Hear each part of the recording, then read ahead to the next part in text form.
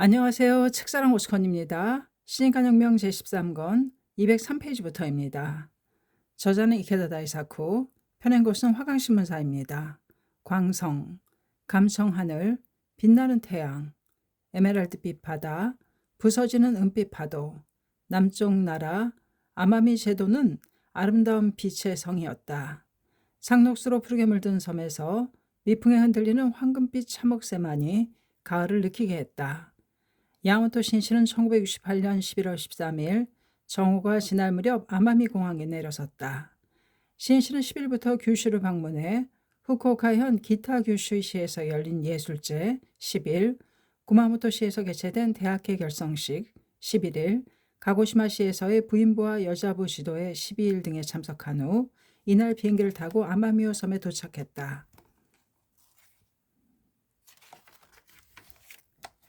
아마미 본부의 반장 반 담당원 간부와 함께하는 기념 촬영회에 참석하기 위해서였다.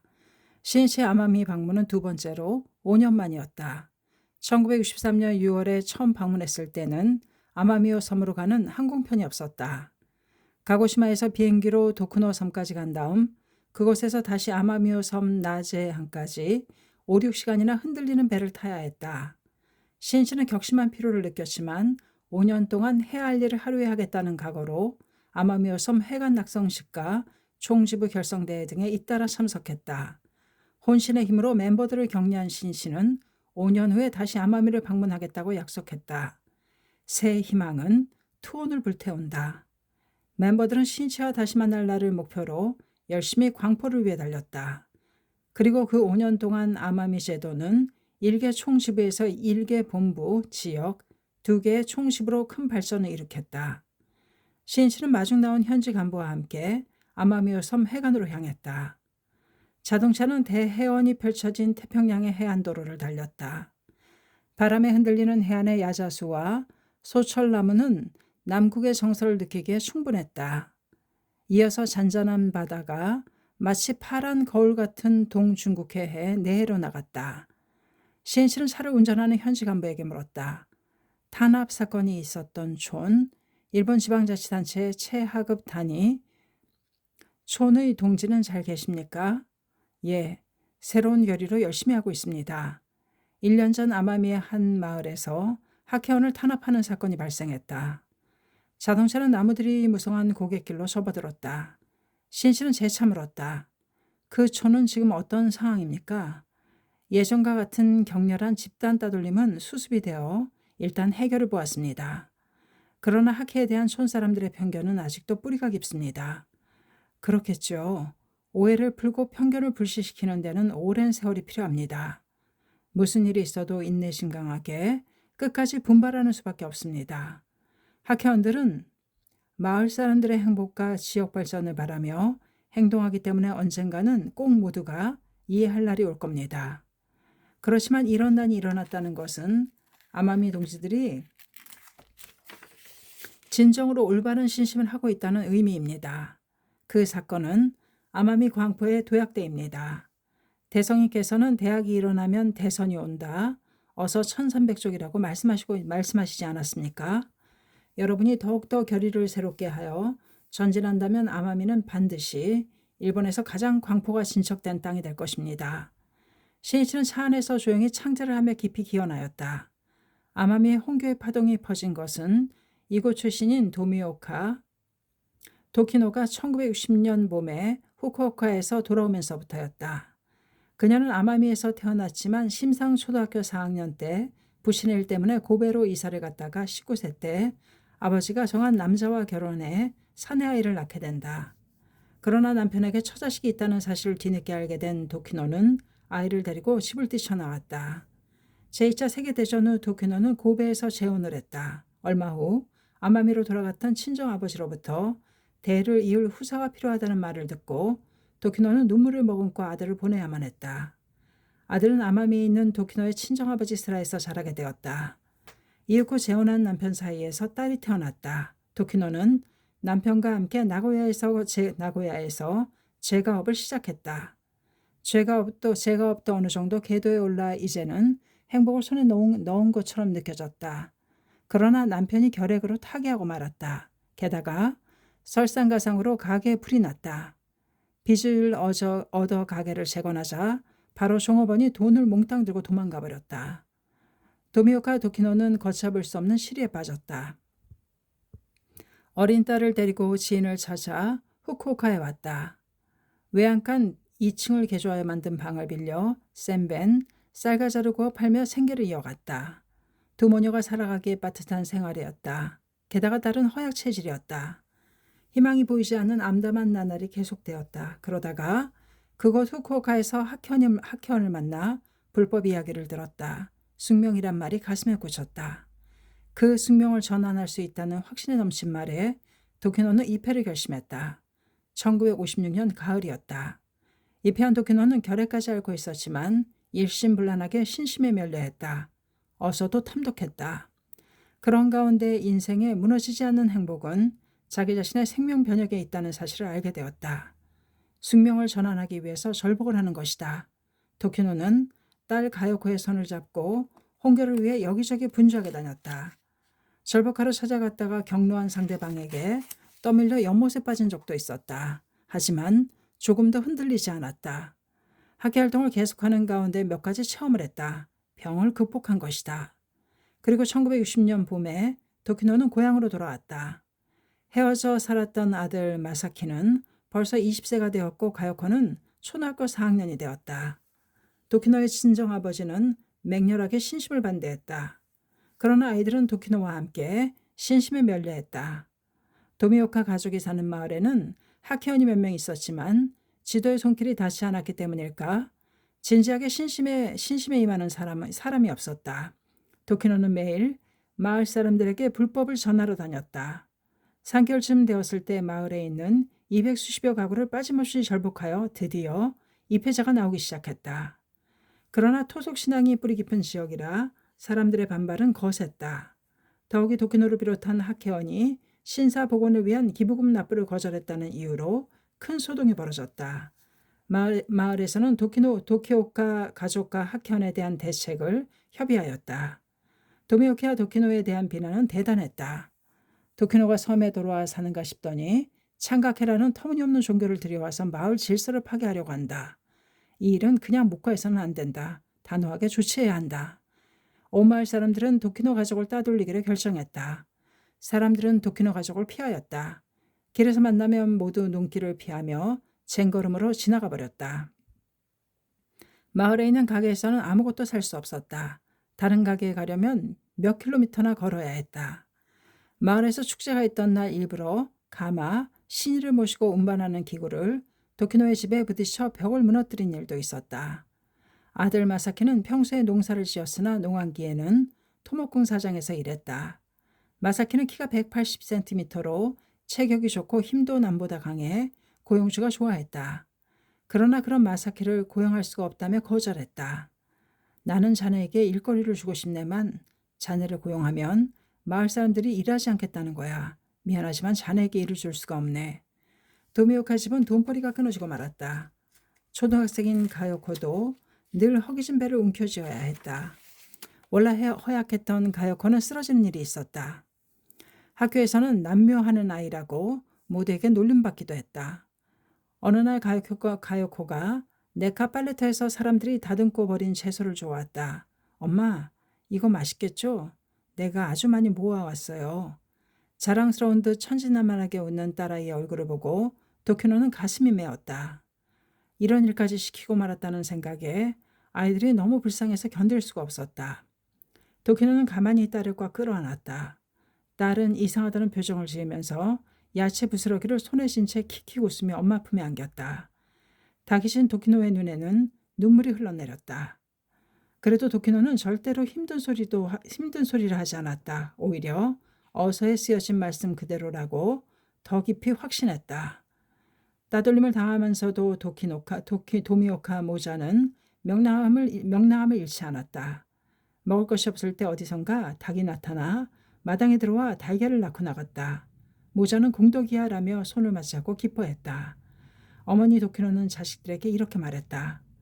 니치렌 대성이는 정법을 넓히면 반드시 박해를 당한다고 말씀하셨다. 그대로 되었을 뿐이란다. 또 대성이는 말법의 법화경의 행자를 경천하는 왕신만민이 처음에는 아무 일도 없는 것 같으나 마침내는 망하지 않음이 없느니라. 어서 1190족이라고 단언하셨다. 절복을 하는 우리를 괴롭히면 반드시 현직이 나온다. 두고 보거라. 그것이 불법에서 말하는 생명의 법리이니까. 그래서 무슨 일이 있어도 이까짓것 하며 이를 악물고 굳세게 견디고 분발하는 거란다. 어머니와 자식들은 지지 않았다. 일이 없는 마사키는 산에서 반시뱀을 잡는 일을 했다. 반시뱀에 의한 인명사고를 없애기 위해 잡은 반시뱀을 사주는 제도가 있었기 때문이다. 위험한 일이었지만 무서움을 모르는 마사키는 용감하게 산속을 돌아다녔다. 도키노는 어서를 들고 열심히 다른 마을로 홍교하러 다녔다. 1961년 8월 아마미에 지부가 탄생하자 도키노는 지구 담당원 현재 지구부인 부장이 되었다. 모자에 대한 박해는 여전히 계속되는 가운데 얼마 지나지 않아 마을의 신사가 태풍에 날아간 사건이 있었다. 더욱이 박해를 획책한 중심자들이 병에 걸리는 등의 사태가 일어났다. 그러자 사람들은 서로 이렇게 수군거렸다. 학회의 신심을 나쁘게 말하면 좋지 않은 일이 생긴다. 도키노가 돌아다니며 읽어주는 검은색 책에 쓰여진 대로야. 어쨌든 벌을 안 받으려면 반대하지 않는 게 좋겠어. 검은색 책이란 어서였다. 그리고 집단 따돌림은 점차 사라지게 되었다. 그러나 도미오카 모자에 대한 집단 따돌림은 그 후 마을에서 발생한 박해 사건의 서막에 불과했다. 1964년 초여름이었다. 도미오카 도키노 지구 담당원은 어느 마을의 학회원 집에서 20여 명의 멤버들에게 성인 언한사를 강의하고 있었다. 각자는 사자왕의 마음을 발휘해서 남들이 아무리 위협할지라도 겁내지 말지어다. 어서 1190쪽. 도키노는 어떠한 박해가 있을지라도 결코 두려워하면 안 된다고 힘껏 강조했다. 그때 방문이 열리면서 한 남자가 들어왔다. 벌건 얼굴을 한 그에게서 술 냄새가 진동했다. 술에 취해 있었다. 촌의원, 지방자치단체 최하급 의원인 그 남자는 평소부터 학회를 비방해온 인물이었다. 참석자들의 얼굴에는 긴장감이 감돌았다. 그는 노려보듯이 장내를 둘러보았다. 그리고는 털썩 주저앉아 강의를 듣기 시작했다. 참석자들은 이내 안심했다. 도키노는 그대로 강의를 계속했다. 대성이는 신심을 해서 난을 만나도 그 난으로 인해 후생에는 부처가 된다고 하시며 계속해서 이렇게 말씀하셨습니다. 비유컨대 뜸과 같으니 당신은 아플지라도 후에는 약이 될 것이니 아프면서도 아프지 않느니라. 어서 1190쪽.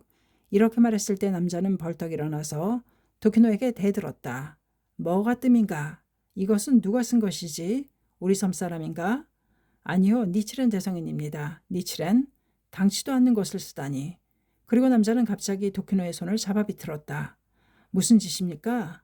이렇게까지 하지 않아도 되잖아요. 할 말 있으면 끝날 때까지 기다리세요. 빨리 끝내라. 그럴 수는 없습니다. 아직 할 부분이 남아있어요. 시끄러워. 남자는 도키노의 얼굴을 힘껏 내리쳤다. 도키노는 방바닥에 쓰러졌다. 모두 놀라 숨을 죽였다. 남자를 저지하려고 자세를 취한 사람도 있었지만 쓰러졌던 도키노가 일어나 제지했다. 남자는 고래고래 소리쳤다. 너희는 이번 선거에서 함부로 후보를 출마시켜 내 표를 가져갈 작정이지.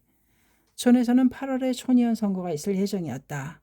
공명정치연맹, 당시 공명정치연맹에서 처음으로 그 선거에 후보를 출마시켜 학회 차원에서 지원하기로 결정되어 있었다. 상대방은 취객이다. 무슨 짓을 할지 모른다.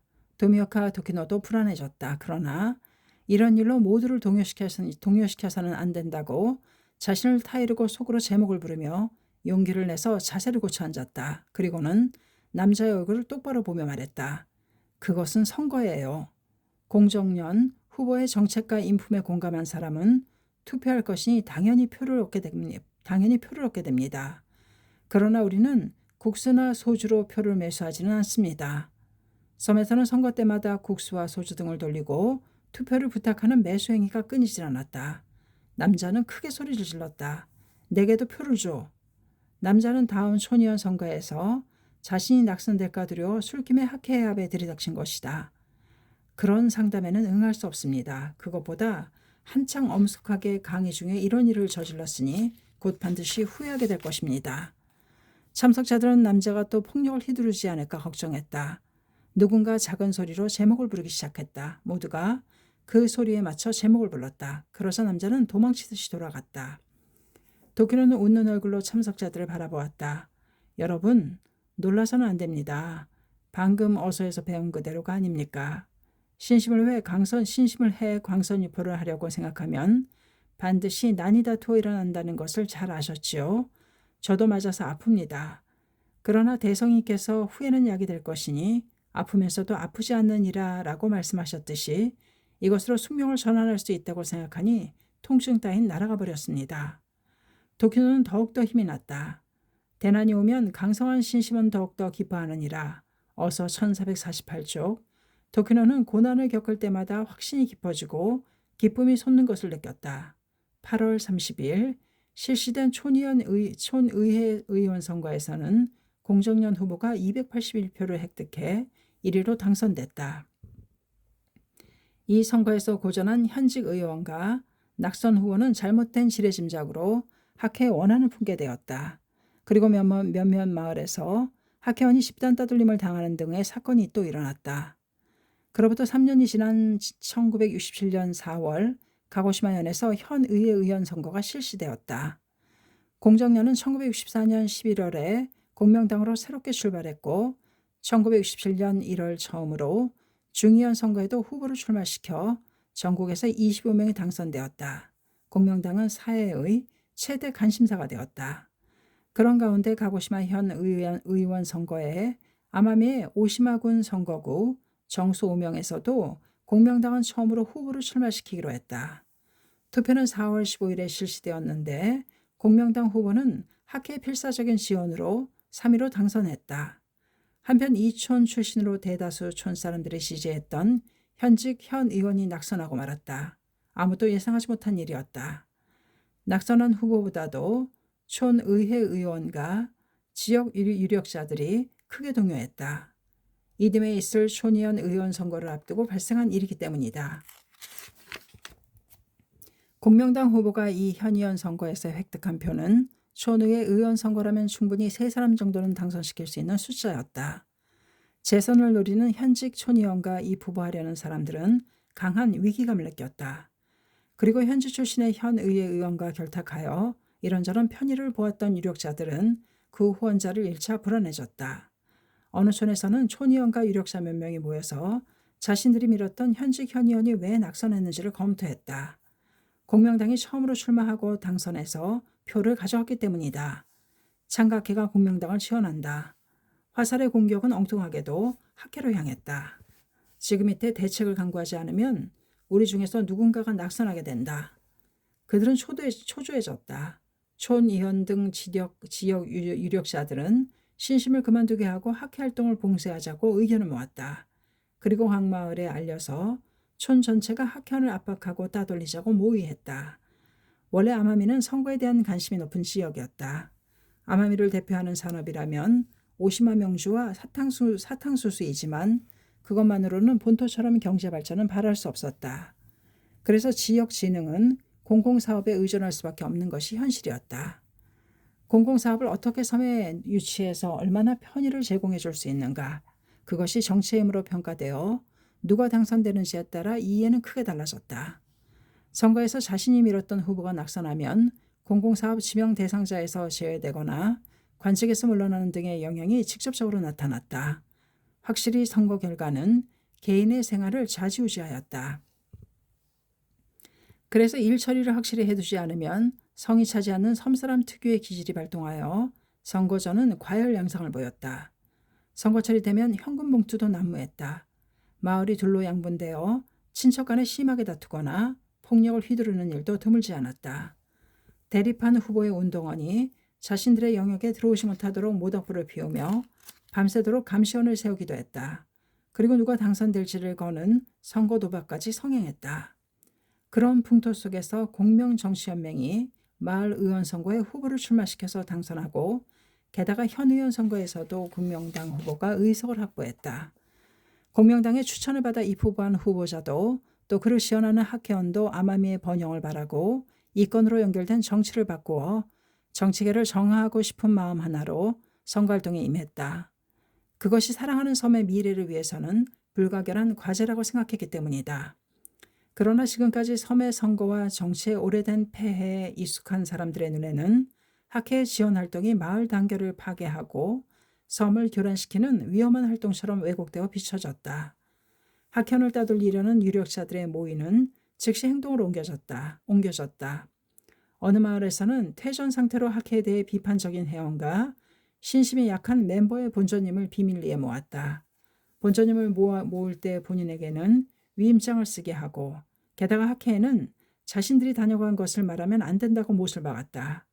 이리하여 5일 동안 10여 세대의 본전님이 몰수되었다. 이 사실을 알게 된 현지 학회 간부는 그 마을 대표와 대화하기로 했다. 4월 22일 현지 지구부장 3명이 마을 유력자의 집을 방문했다. 그들은 학회 회원에게 몰수한 본전님을 반환할 것과 신교는 자유이며 신심을 그만두도록 압박하는 것은 위법이라고 호소했다. 그리고 학회원은 섬의 번영을 위해서 신심에 면려하는 것이지 지역의 단결을 깨뜨릴 생각 따윈 전혀 없다고 말했다. 교섭에 나선 현지 간부는 평소 마을 대표와 친분 관계가 있어서 대화하는 동안 긴장감도 풀리고 온화한 분위기가 되었다. 유력자들은 학회의 주장에 동의하는 자세를 보이기 시작했다. 문제는 해결되는 것처럼 보였다. 그때였다. 윙. 화재를 알리는 마을의 사이렌 소리가 갑자기 요란하게 울리기 시작했다.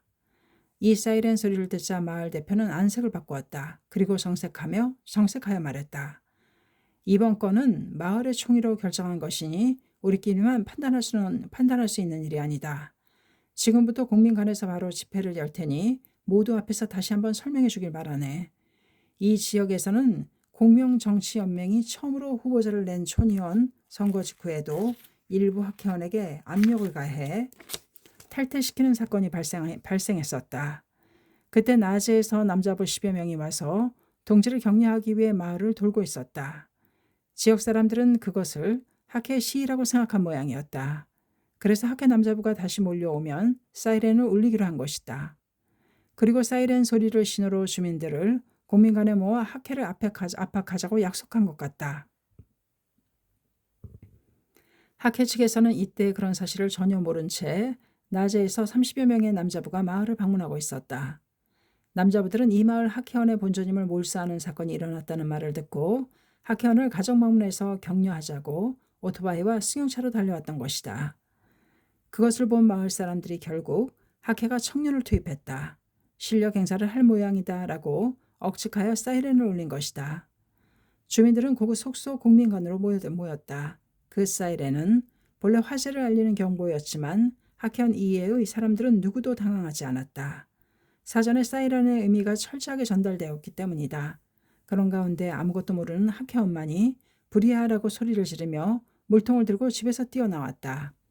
마을에서는 긴급 집회가 시작되었다. 공민관은 100여 명에 가까운 사람들로 가득 차고 장 외에는 더 많은 사람들로 넘쳤다. 장내로 들어선 학회원은 겨우 10여 명 정도에 불과했다. 다수에 비해 소수였다. 집회에서는 학회 측과 마을 측 쌍방에서 차례차례 발언하기로 했다. 학회 측에서 맨 처음 말한 사람은 낮에서 온 남자부 간부였다. 그는 학회에 대한 오해를 풀기 위해 서두에서 학회 이념과 실천을 설명했다. 그러자 심한 야유와 욕설이 터져나왔다. 입 닥쳐. 저자 입을 막아라. 제멋대로 함부로 말하지 마라. 아전인수다. 학회 측의 말에는 전혀 귀를 기울이려고 하지 않았다. 한편 마을 유력자들이 촌을 혼란스럽게 만든 학회를 기필코 박멸하자고 외치자 폭풍과 같은 환성이 국민관을 에워쌌다. 냉철한 대화나 설명은 도저히 할 수 없는 상황이었다. 집회가 시작되고 1시간쯤 되었을 때 학회 측은 이래서는 대화가 안 된다고 판단하고 물러나기로 했다. 이 마을의 집회가 학회원 따돌리기의 신호탄이 되어 다른 마을에서도 학회원들을 압박하기 시작했다. 마을 유력자와 친척 등이 느닷없이 찾아가 학회를 탈퇴하도록 강요했다. 만약 거절하면 장사도 일도 할 수 없게 만들겠다. 명주지 않은 직공을 그만두게 하겠다. 태풍 피해가 있어도 협력하지 않겠다. 모내기도 돕지 않겠다는 등 협박했다. 명주는 아마미의 기간 산업이고 직공이란 명주를 짜는 사람을 말하며 대부분 여성이었다. 명주 공장을 경영하는 학회원은 직공이 그만두면 경영을 할 수 없게 된다. 그리고 아마미는 태풍이 지나는 길목이어서 항상 그 피해로 몸살을 앓았다. 폭풍으로 주춧돌에서 집이 떨어져 들떠 있는 일도 자주 있었다. 그렇게 되면 살 수도 없고 기둥도 썩고 만다. 수리하려면 사람들의 협력이 필요한데 그것을 거부하겠다는 것이다. 그리고 마침내 마을 사람들은 이런 부당한 제재를 실행에 옮겼다. 학회원의 상점에는 물건을 사러 오는 사람이 없었다. 한편 마을 상점들은 학회원에게 일절 물건을 팔지 않았다. 명주를 제조하는 학회원의 공장에서는 종업원들이 잇따라 그만두어 경영이 곤란해졌다. 안타깝게도 이런 부당한 압력을 견디지 못해 차츰 신심을 버리는 사람이 나오기 시작했다. 학회도 태전자가 나오지 않도록 필사적으로 노력하였다. 현지 간부뿐만 아니라 나제에서도 연일 간부를 파견하여 가정 방문을 통해 지도하며 동지를 격려했다. 그러나 박해를 가하는 유력자들의 대응은 음험했다. 나제 등에서 온 간부가 돌아간 것을 보고 심야에 학회 탈퇴를 강요하러 돌아다녔다. 전날 밤에 간부가 찾아가 격려하고 지도한 회원이 이튿날이 되면 결심을 바꿔 신심을 그만두겠습니다 라고 말하는 경우도 적지 않았다. 그래도 또 설득하여 신심을 관철하도록 간부들은 부단히 노력하였다. 실로 공방전이었다. 안도한 순간에 뒤집혔다. 한순간도 긴장을 늦추는 것을 허락하지 않았다. 공민관에서 긴급 집회가 열린 지 며칠 후 학회는 이 마을을 중심으로 지역 걸기대회를 개최했다. 장소는 공민관 바로 근처에 있는 멤버의 집이었다. 동지들은 속속 걸기대회에 모여들어 400여 명이 넘는 대집결이 되었으며 장애에서 사람이 넘쳤다. 그러자 마을 사람들도 걸기장 주변에 모여들어 큰 소리를 지르며 오토바이 엔진을 일제히 웽하고 고속으로 회전시키는 등 회합을 방해했다.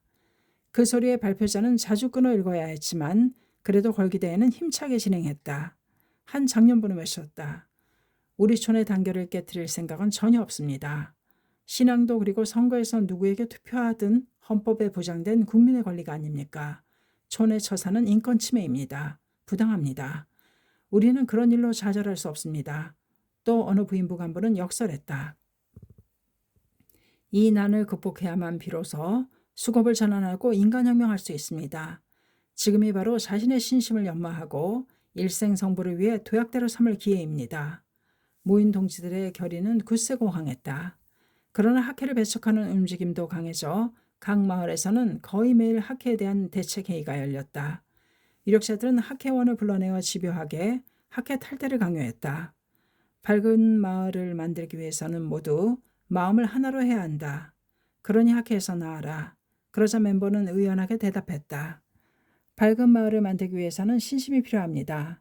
병고, 경제고, 가정불화 등의 숙명이 울고 있으면 마을은 밝아지지 않습니다. 우리 불법은 숙명전환이 가능한 유일한 신앙입니다. 촌 젊은이에게 둘러싸여 죽고 싶으냐라고 협박당한 부인부도 있었다. 그러나 동지는 아싸라 삼열사를 신심의 기감으로 삼아 어떤 탄압이 있어도 절대로 지지 않겠노라고 서로 맹세했다. 목숨이 있는 한 분발하자는 말이 모두의 구호가 되었다. 5월 초였다. 새마을 합동으로 학회 방매를 내걸고 데모를 한다는 이야기를 학회원이 듣게 되었다. 알고 보니 6일 오전 공민관 앞에 모여 차, 오토바이 등으로 행렬을 이루어 촌을 돌 계획이라고 했다. 현지 조직에서도 규슈의 간부와 연락하면서 협의를 거듭했다. 그리고 학회는 데모를 실력으로 저지하는 행동은 엄중히 삼가며 조용히 지켜보기로 했다. 여하튼 도발적인 폭력 사건을 절대로 일으키지 않도록 철저히 주의했다. 또 데모가 가열되어 학회원의 집을 덮치거나 폭행하는 일을 예방하기 위해 현지 경찰에게 미리 경비 강화를 요청했다. 그리고 데모가 실시되는 6일 밤에는 일제히 자담회를 열어 단결을 굳히는 동시에 자담회에 참석할 수 없는 멤버의 집을 방문하여 격려하기로 결정했다. 5월 6일 국민관 앞에는 오전 8시 무렵부터 촌사람들이 모여들었다. 그 숫자는 약 300여 명에 달했다. 데모를 주최한 새 마을의 세대 수가 약 270세대라고 하니 각 마을 전체가 참여한 계획이라고 볼 수 있다. 오전 10시에 집회가 열려 선언문이 낭독되었다. 그 선언문에는 선거로 연결되는 절복을 배제하고 평화로운 마을을 만들자는 내용이 담겨 있었다. 그리고 승용차 2대를 선두로 마을 사람들은 약 50대 오토바이, 대형 버스 4대, 소형 트럭과 승용차에 나누어 타고 데모를 시작했다. 버스 등에는 사교를 허락하지 마라, 선거로 연결되는 절복에 절대 반대, 병이 낫고 부자가 된다는 종교에 속지 마라 등의 현수막이 내걸렸다. 그것은 너무나 요란스럽고 이상한 광경이었다. 그 행렬은 약 1km에 달했다. 데모 행렬은 스피커로 사교에 속지 마라 등을 계속 외치면서 학회 비방을 반복하며 촌을 돌아다녔다. 어느 집에서는 어린아이들이 데모 행렬에서 들려오는 욕설을 듣고 어머니에게 매달려 심하게 울기 시작했다. 어느 부인부는 분한 눈물을 흘리며 필사적으로 창제했다. 학회가 무슨 나쁜 짓이라도 했다는 말인가? 이런 일이 용납되어서야 될 말인가? 또 어느 장년부는 데모대가 지나가는 길가에 있는 밭에서 묵묵히 농사일을 하고 있었다. 그러나 데모대가 가까워지자 가만히 하늘을 쳐다본 채 꼼짝하지 않았다. 움직이면 눈물이 떨어질 것 같아서였다. 결코 눈물은 보이고 싶지 않았기 때문이다. 각 마을의 길가에는 구경꾼이 넘쳤다. 그 안에 30을 넘긴 한 부부가 있었다. 남자는 반장인 댄뉴 가주오와 아내 에리코였다. 가주오는 인정이 많고 순수하며 고든 성격의 소유자였다. 그리고 성질이 급하고 주먹이 세서 입회전에는 더러 싸움도 했다. 그러나 신심을 시작하고부터 그 에너지는 절복을 사용하여 불법 대화의 투사가 되었다. 거의 모든 마을 사람들에게 신심 이야기를 했으며 기카이 섬 같은 곳에도 포교를 위해 번번이 오갔다. 가조는 이날 집에 있었지만 데모 소리가 들리자 잠자코 있을 수가 없었다. 저자들이 어떤 얼굴로 데모를 하는지 보러 가야겠다. 부인 에리코는 말했다. 여보, 아무리 화가 나도 절대로 주먹을 휘두르면 안 돼요. 남편의 성격을 잘 아는 에리코는 가조가 분노가 폭발할까 걱정했다. 만약 주먹을 휘두르면 학회에 폐를 끼치게 되니까요. 무슨 일이 있어도 참아야 해요. 아, 정말이에요. 만약 도저히 참을 수 없을 때는 나를 때리세요. 두 사람은 데모 행렬이 지나가는 길로 나왔다. 주위에는 여러 명이 나와 있었다. 부부가 길에서 데모를 보고 있을 때 면이 있는 한 남자가 다가왔다. 그는 마을 유력자로 알려진 의원이었다. 그가 먼저 말을 걸어왔다. 학회도 큰일이군. 나는 이 행렬과 아무 관계도 없다네. 댄뉴 가주어는 유력자를 매섭게 노려보았다. 이 남자는 학회를 몰아내기 위해 뒤에서 조종하며 갖은 음모를 꾸미고 있었다. 댄뉴는 그것을 잘 알고 있었다. 관계가 전혀 없는 것은 아니지요. 나는 당신이 하고 있는 행동을 전부 알고 있습니다. 그때 데모 행렬차에서 누군가가 유력자에게 말을 걸었다. 의원님, 절대적인 협력 감사합니다. 학회를 방문할 때까지 분발하겠습니다. 댄뉴는 말했다. 당신이 뒤에서 무슨 짓을 하고 있는지 명확하지 않습니까? 나는 모른다. 그것보다 너희는 공명당 하며 다른 마을 사람들을 응원하고 있다지 왜 지역에서 내보내는 대표를 낙선시키려고 하는 것인가? 우리는 정치를 바로잡으려고 노력할 뿐입니다. 나쁜 일은 아무것도 하지 않았습니다. 그런데 어째서 이렇게 비열한 짓을 하는 겁니까? 무슨 말을 하는 거야? 이런 가난뱅이가. 학현을 완전히 무시하는 태도였다. 댄뉴의 가슴에 분노가 솟구쳤다. 가난뱅이라도 괜찮다. 학회는 당신처럼 사리사욕의 집단이 아니니까. 게다가 우리는 당신한테 단돈 한 푼도 받은 적이 없다. 노상에서 격렬한 언쟁이 벌어졌다. 아내 에리코는 조마조마하며 남편을 바라보았다. 마을 주민들도 멀리서 그들을 에워쌌다. 유력사는 내뱉듯이 말했다.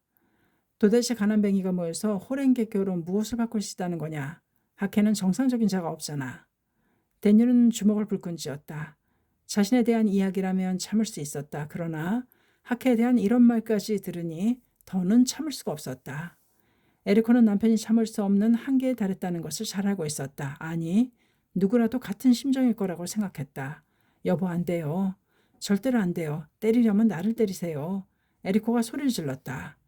유력사의 얼굴에 겁이 질린 기색이 역력했다. 이놈아. 댄뉴 가조의 주먹이 바람을 가르며 날아갔다. 그러나 댄뉴가 때린 것은 유력자가 아니라 아내 에리코였다. 에리코는 몸을 뒤로 젖히듯이 쓰러졌다. 댄뉴는 미안하다고 마음속으로 사과했다. 감정을 억누를 수 없었던 자신이 한심스러웠다. 에리코는 아픔을 참으면서도 남편이 약속을 지켜준 것이 기뻤다. 멀리서 이 광경을 지켜보던 주민들이 다가왔다. 유력자의 얼굴은 핏기가 없이 창백했다. 댄유는 속이 후련해졌는지 침착한 목소리를 말했다. 불법은 승부다. 지켜보쇼. 올바른 자가 반드시 승리할 테니까. 그러자 유력자의 아내가 나와서 댄유와 에리코에게 손가락질하며 말했다. 어머, 어쩜 이렇게 폭력적이지? 이 사람들은 언제나 이 모양이에요. 게다가 우리 얘기를 항상 엿듣고 다닌다죠. 기분 나빠서 견딜 수가 없다니까. 전혀 기억이 없는 일이다. 이번에는 에리코가 붕괴했다. 그런 일은 안 했어요. 하고 있잖아. 그 자리에 있던 주민들이 유력자의 아내 편을 들었다. 그런 짓을 하는 자들은 촌에서 나가라. 쫓아내라. 마을 사람들의 욕설을 등 뒤로 하고 댄유 부부는 집으로 돌아왔다. 하키베척 데모는 현지 신문에 크게 보도되었다. 야마토 신씨는 그날 밤 이 사건에 대해 전해 들었다.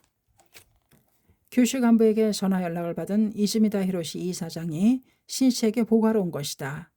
이야기를 듣고 나서 신씨는 엄한 어조로 말했다. 보고가 너무 늦습니다.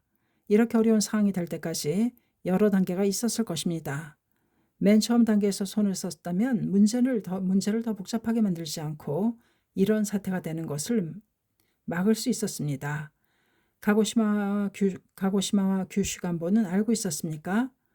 알고 있었습니다만 큰 문제가 되리라고는 생각하지 못해 보고를 하지 않았다고 합니다.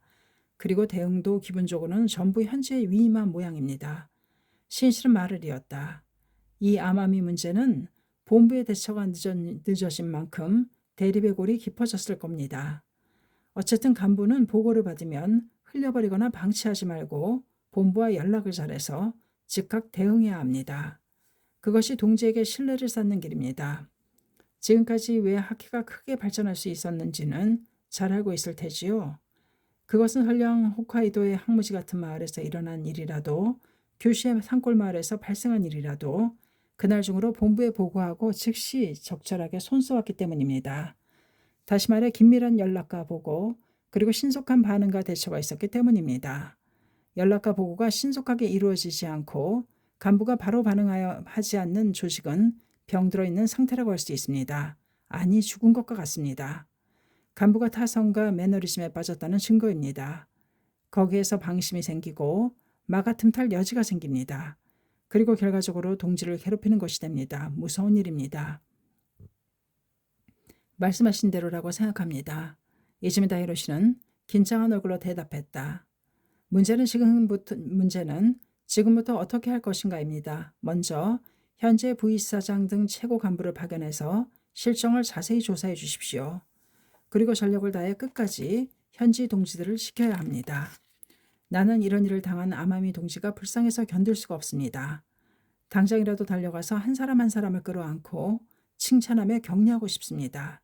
그러나 지금 나는 그럴 시간이 없습니다. 그러니 최고 간부가 나를 대신해 모두를 격려하고 전력을 다해 문제를 해결해 주세요.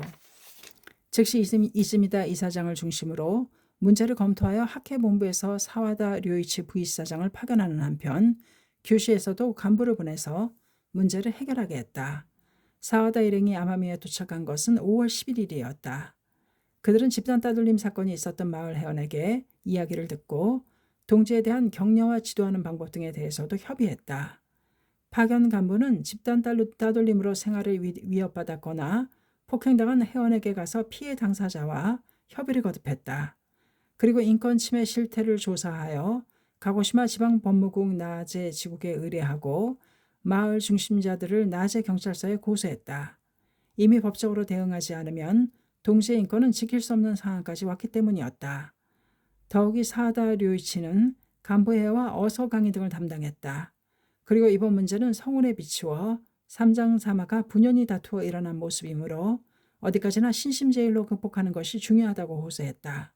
학회본부의 집단 따돌림 사건이 일어난 마을 상황과 대응에 대한 상세한 보고는 전화로 이루어졌다. 야마토 신씨는 그 보고를 이즈미다 히로시에게 들은 이튿날인 5월 13일 미국과 유럽 방문을 위해 출발했다.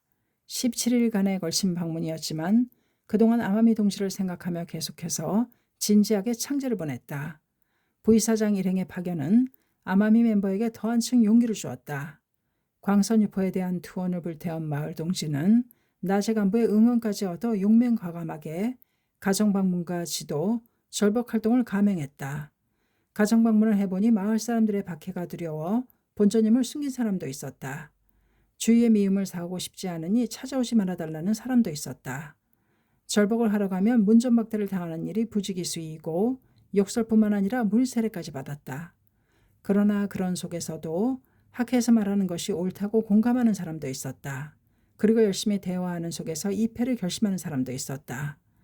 한편 고소당한 유력자 중에는 사정조사가 시작되자 그동안의 자신들의 행동이 지나쳤음을 후회하는 사람도 있었다. 더욱이 집단 따돌림에 가담하고 데모에 참여한 사람들이 마을 중심자에게 이렇게 따지기도 하였다. 당신들이 시키는 대로 했을 뿐이다. 경찰에 끌려가면 책임질 텐가? 학회원 따돌리기를 해석한 유력자들의 내부도 동요에 휩싸였다. 한편 학회원은 마음을 하나로 하여 더욱 단결을 공고히 하였다. 집단 따돌림에 대해서도 가능한 한 학회원끼리 협력하여 서로를 지켰다. 학회원의 상점이 불매운동으로 고생하고 있으면 멀리 떨어진 마을이라도 일부러 자전거를 타고 물건을 사러 갔다.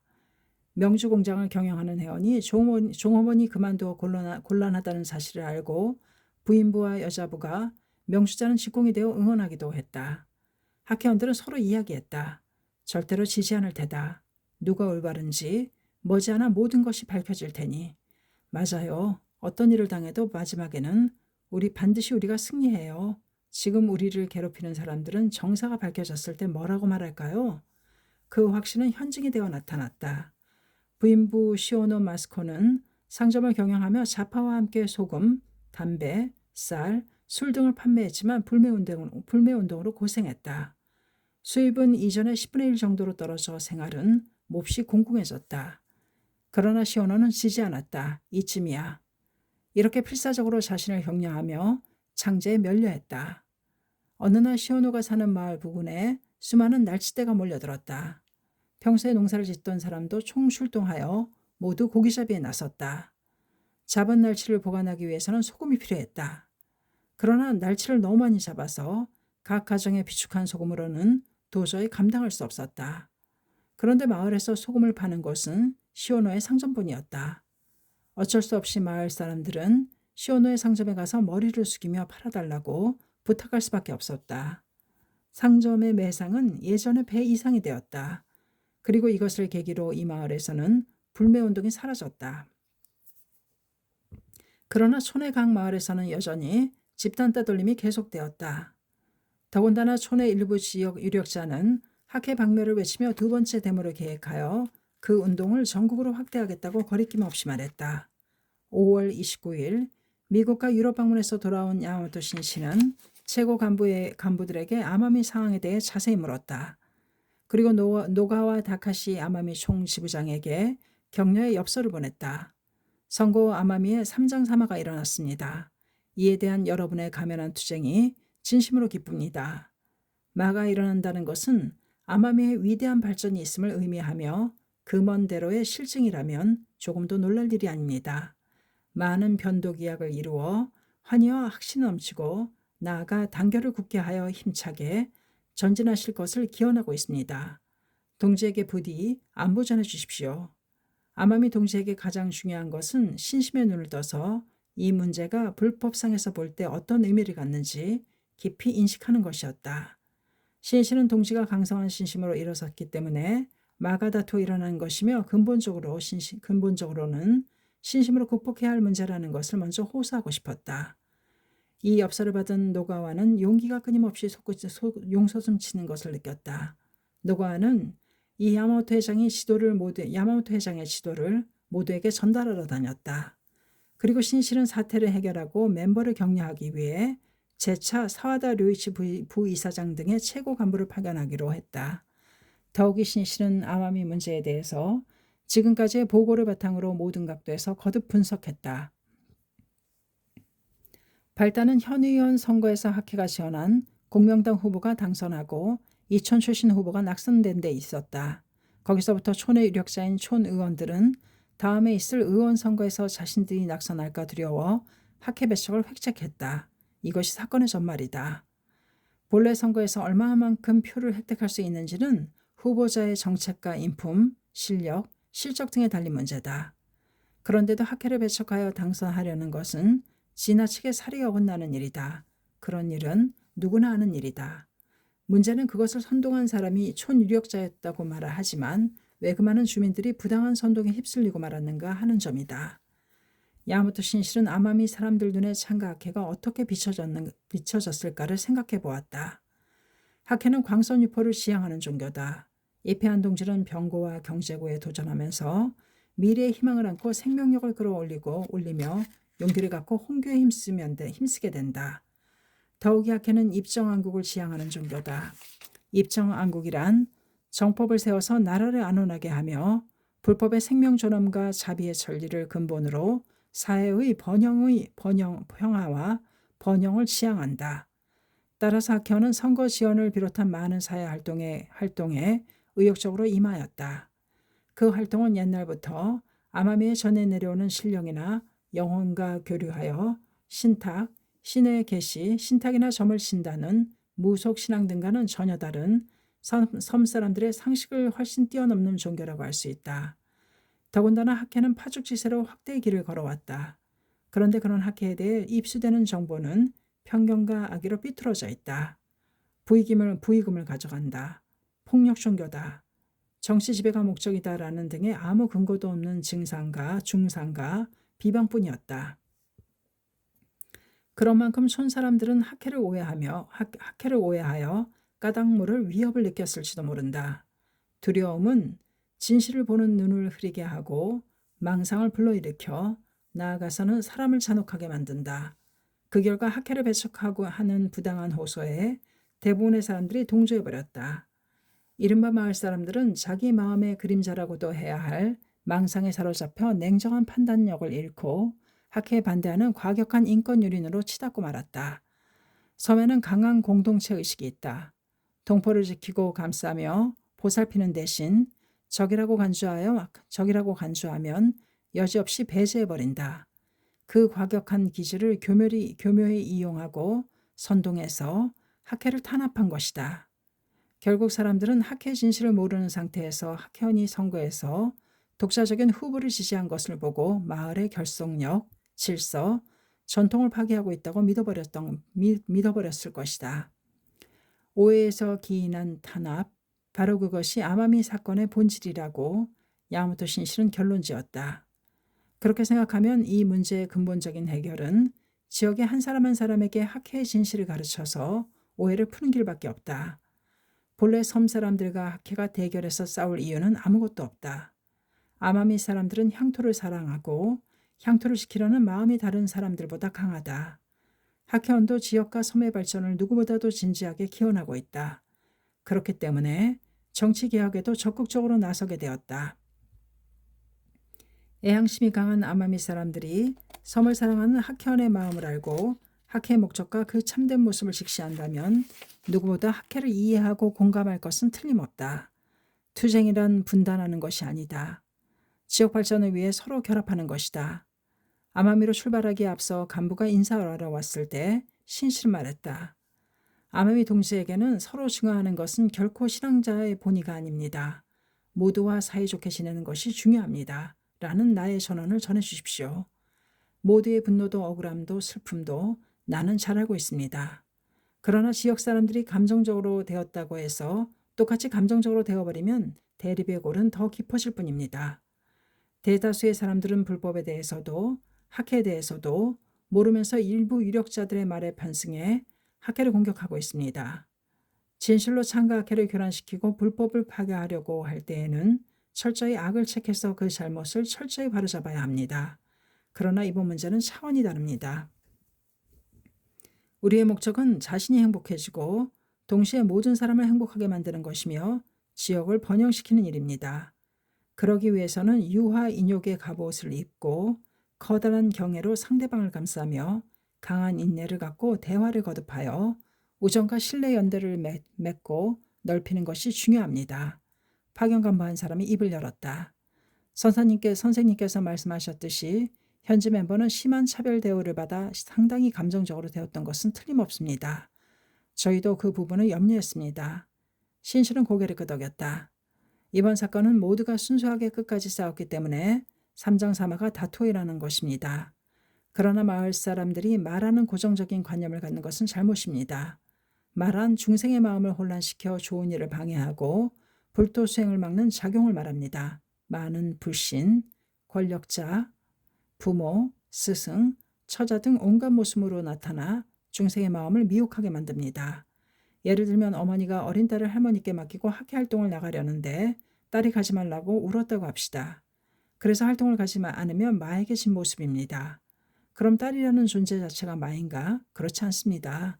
자신에게 마로 작용했을 뿐이며 딸 자체는 마도 적도 아닙니다. 사랑해야 할 대상입니다. 인간은 마의 작용을 하는 경우도 있는가 하면 제천서신의 작용을 하는 경우도 있습니다. 하나의 현상이 마가 될지 인간혁명을 위한 도약대가 될지는 자신의 일념 문제입니다. 엄청난 탄압을 받아도 어서 말씀 그대로라고 깊이 확신하며 기뻐하는 사람도 있습니다. 반대로 공덕을 받고 생활이 풍요로워짐으로써 그전보다 신심에 멸례하지 않는 사람도 있습니다.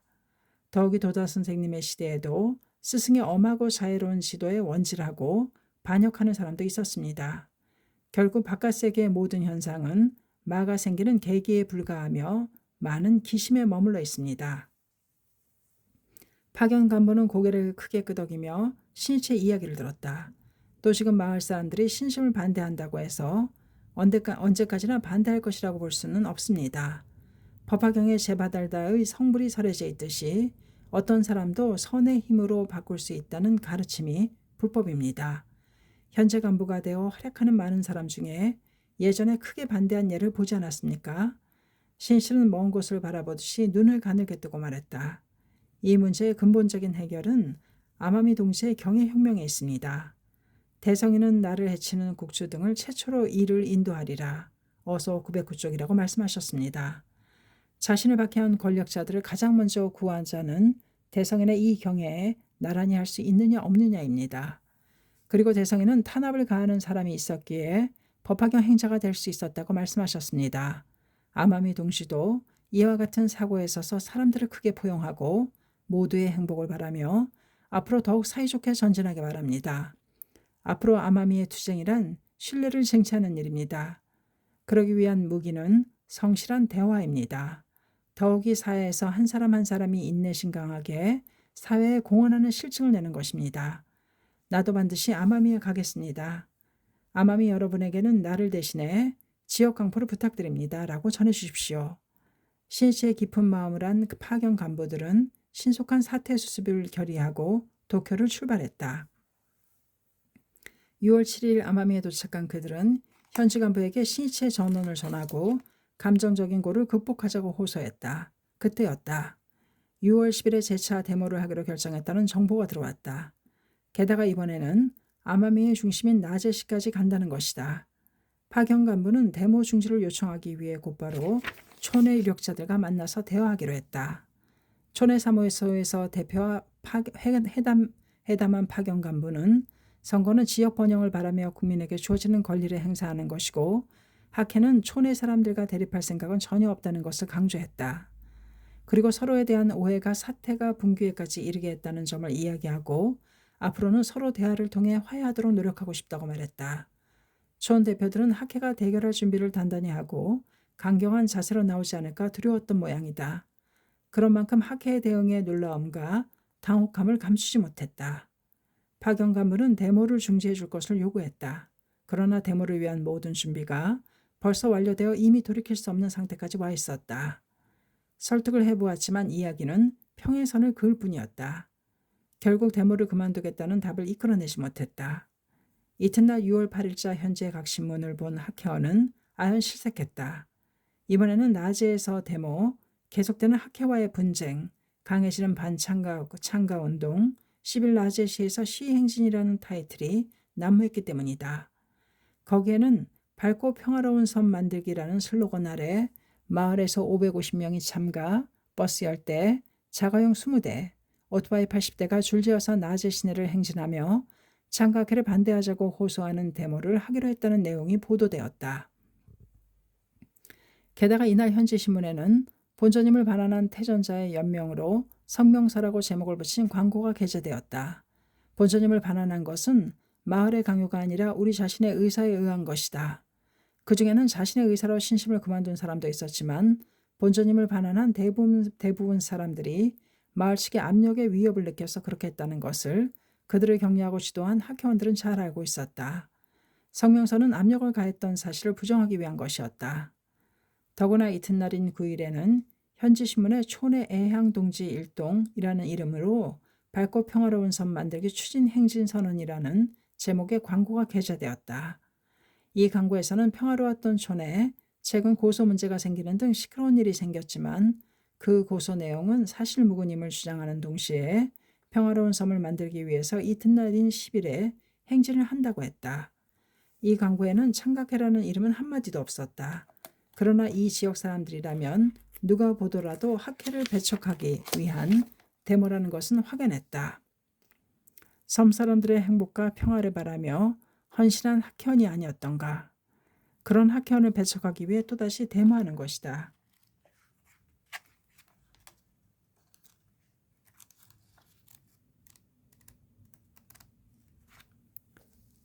신인간연명 제13권 250페이지까지였습니다.